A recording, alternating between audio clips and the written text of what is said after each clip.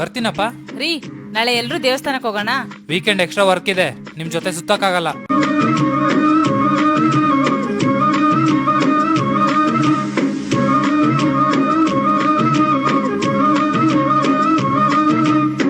Hello sir, ಈಗಲೇ ಮಾಡ್ತೀನಿ sir. ರೀ, ಊಟ ಮಾಡಿ ಬನ್ನಿ.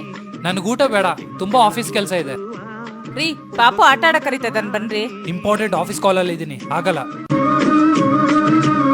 ಆ ಲ್ಯಾಪ್ಟಾಪ್ ಆ ಕಡೆ ಇಟ್ಟು ಊಟ ಮಾಡೋ. ಕೆಲಸ ಯಾರು ಮಾಡ್ತಾರೆ? ಮನೆಗ್ ಬಂದ್ಮೇಲೂ ಏನಪ್ಪ ಕೆಲ್ಸ ನಿನ್ಗೆ? ಆಫೀಸ್ ಕೆಲಸ ಇಂಪಾರ್ಟೆಂಟ್ ನನಗೆ, ಸುಮ್ನೆ ಡಿಸ್ಟರ್ಬ್ ಮಾಡಬೇಡಿ ನನಗೆ.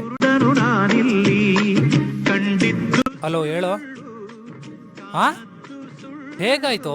ಹಗ್ಲು ರಾತ್ರಿ ಕೆಲಸ ಕಂಪ್ನಿ ಅಂತಿದ್ದ, ತುಂಬಾ ಕೆಲಸ ಮಾಡಿ ಸ್ಟ್ರೆಸ್ ಆಗಿ ಹಾರ್ಟ್ ಅಟ್ಯಾಕ್ ಆಗೋಯ್ತು. ಕಂಪ್ನಿ ಅವ್ರು ಇನ್ನೊಂದು ಎಂಪ್ಲಾಯ್ನ ಕರ್ಕೊಂಡ್ಬಂದ್ಬಿಟ್ರು. ಆದ್ರೆ ಅವ್ರ ಮನೆಗೆ ಒಬ್ಬ ಮಗ, ಒಬ್ಬ ಗಂಡ, ಒಬ್ಬ ತಂದೆನ ಯಾವತ್ತೂ ತರಕ್ಕಾಗಲ್ಲ.